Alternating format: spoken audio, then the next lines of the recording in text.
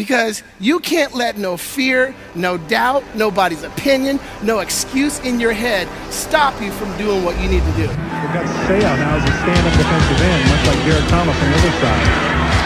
The bird goes deep, has a man open, and it is complete. He's going to go. JJ Birden will go 90 yards.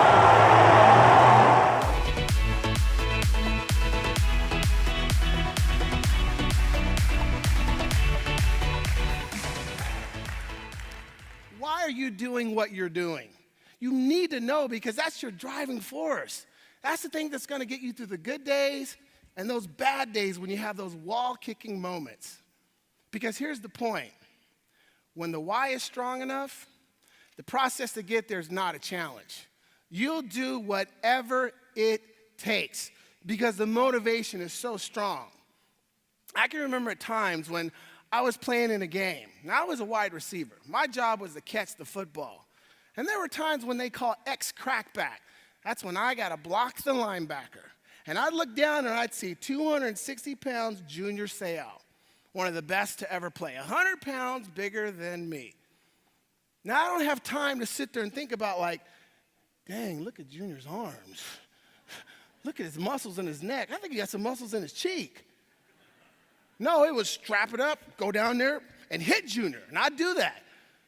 Now, Junior wouldn't move at all. But when you saw the film the next day, you saw number 88 running down there doing his job. Because the why, the reason. Because at the time, what was driving me was to change my circumstances. Because I was raised in the hood. I wanted to create opportunities for my future, my family and myself. So that's what was driving me. So if you don't know, right now, you're sitting there thinking about it, what is driving you? It's got to be crystal clear. Because it's so important, because that why, it has to be emotional. It's got to tug here, it's got to tug there. It's got, when you think about it, it should, give chills down your spine when you think about the possibilities of achieving it.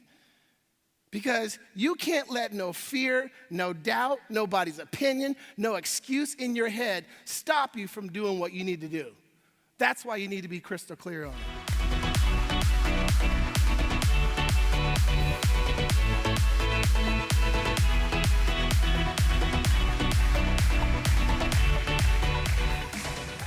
Again, I want you to be thinking like leaders. Any track fans in here? Anybody like track and field? I love track and field. I'd rather watch track than actually football. I love track and field. So this is a long distance race. I was a jumper and a hurdler, but I love the long distance races. You know why? Because it's not like a bunch of people just run around in a circle and just doing it, whatever. But there's a lot of strategy. There's a lot of tactical things that are taking place in the race. Here's an example where most of the big long distance races, they will usually have a runner in the front. They call it the rabbit. And the rabbit's job is to run the beginning of the race at a very intense pace, a faster pace than normal. The goal is to set a pace fast enough that the rest of the runners will go with them, will pull them along. Now, the rabbit usually drops out about halfway or 3/4 into the race. And if they did their job right, they set a pace that hopefully those runners can break a record, make it to the Olympics, or set a PR. But as leaders, think about yourself. You're the rabbit, but you don't drop out. It's understanding that leaders lead from the front. They lead from the front. They don't wait for other people. They go set the pace. So think about the goals you have today, tomorrow, next week. You be the leader. Because if you do it right, and you set the right pace, your team members and all those that are with you, if they want it, they will come right along with you, the ones that want it. Here's what I love about JJ. JJ brought energy and excitement, but he brought alignment to our team and what we were looking for. More importantly, he gave our team the confidence and the courage to go out there and get to the next level. That's what he brought to us. And in me as a business leader, you're always looking for some aspect of that. He nailed all three. What do you do when you've got that plan? Here's the goal. Here's the plan. I'm following. All of a sudden, someone throws a curveball. You call an audible. I'm married to my high school sweetheart, or my college sweetheart, Raina. Raina and I have been married for 27 years. And when we got married, we had a simple plan. Let's have 3 children. Less than that, not enough. More than that, too many. So Dante, Camille, and LeJordan.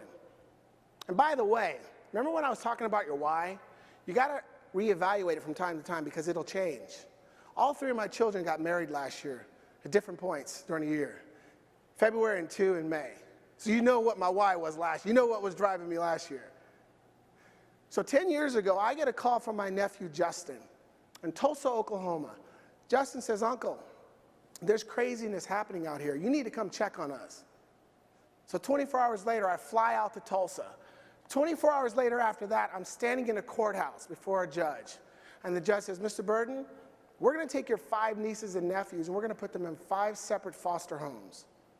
You're the next of kin, so what would you like to do? Whoa.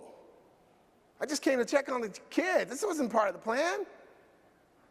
But I did first what any smart husband would do. I said, Judge, let me call my wife first. I called my wife, 5-minute conversation. We took all 5 of those children, and we merged them into our family. And when we did it, many people were questioning us. Why are you doing that? Why would you add 5 more mouths to feed? Rain and I saw it as an opportunity to impact 5 more lives. And I believe we've done that, and they've impacted ours too. But when I was working on this presentation, I thought about you. How many lives are you guys impacting? Think about it. I saw a stat the other day that said that 76% of North America stress every day over money and work. So maybe you guys can't affect work, but can you affect money? People are concerned with their security, financial security.